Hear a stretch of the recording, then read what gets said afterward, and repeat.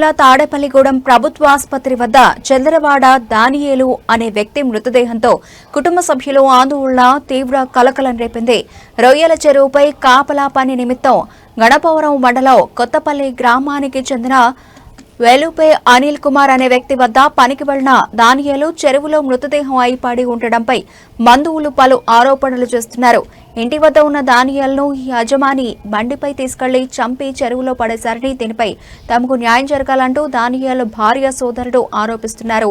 ఈ నెల 28వ తేదీన ఇంటి వద్ద ఉన్న దానియేలును తీసుకువెళ్లిన అనంతరం ఆయన ఫోన్ పనిచేయకపోవడంతో యజమానికి పలుమార్లు ఫోన్ చేసినా సరైన సమాధానం చెప్పలేదని, నిన్నటి రోజున చెరువులో శవమై ఉన్నాడన్న వార్తతో దిగ్భ్రాంతికి గురయ్యామని వారు చెబుతున్నారు. మృతుడు చెదలవాడ దానియేలు మెడపైన, నోటిపైన పలు శరీర భాగాలపై గాయాలున్నాయని, దీనిపై పూర్తి విచారణ జరిపి తమకు న్యాయం చేయాలని కోరుతున్నారు. సమాచారం తెలుసుకుని తాము వెళ్లేసరికి దానియేలు మృతదేహాన్ని మరకంలో కట్టి గట్టుపై పట్టారని, తమ వారు వస్తున్నారన్న వినకుండా అక్కడి నుంచి మృతదేహాన్ని తాడేపల్లిగూడెం ప్రభుత్వ ఆసుపత్రికి తరలించారని వాపోయారు. తంతా చూస్తుంటే పథకం ప్రకారం హత్య చేసినట్లుగా ఉందని మృతుడి సోదరుడు ఆరోపిస్తున్నారు. తాడేపల్లిగూడెం ప్రభుత్వ ఆసుపత్రి వద్ద ఈ విషయమై నినాదాలు చేసి ధర్నా నిర్వహించారు.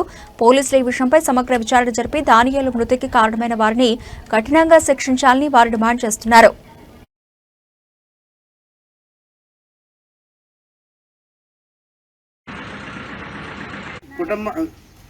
చెదలవాడ దానియేలు మృతుడు ఎవరైతే ఉన్నారో చెదలవాడ దానియేలు గారికి న్యాయం జరగాలి. చెదలవాడ దానియేలు కుటుంబానికి న్యాయం జరగాలి. చెదలవాడ దానియేలు మృతికి కారణమైన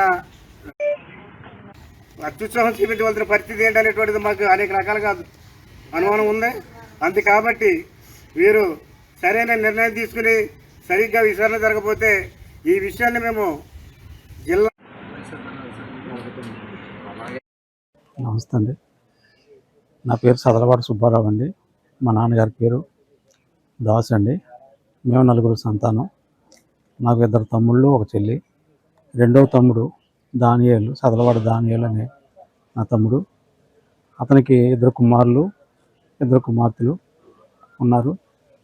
బిడ్డల పోషణ నిమిత్తమే గణపవరం మండలంలో కొత్తపల్లి గ్రామంలో రొయ్యల చెరువు మీద కాపలాదారిగా ఉండడానికి 3 నెలల క్రితం వెలిసే అనిల్ కుమార్ అని అతని దగ్గరికి కాపలాదారుడిగా వెళ్ళాడండి.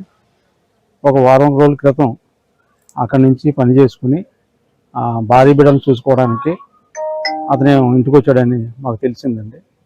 అతను మళ్ళీ ఫోన్ చేసి, నువ్వు వెళ్ళిపోవటం కారణం ఏంటి, ఇక్కడ చెరువులు ఏమైపోతాయి, నువ్వు వస్తావా రావాలి, అతను నేను చంపైన తీసుకెళ్తాం నిన్ను అని మా తమ్ముడు బెదిరించినట్లు. సదలవాడ సుధా అండి.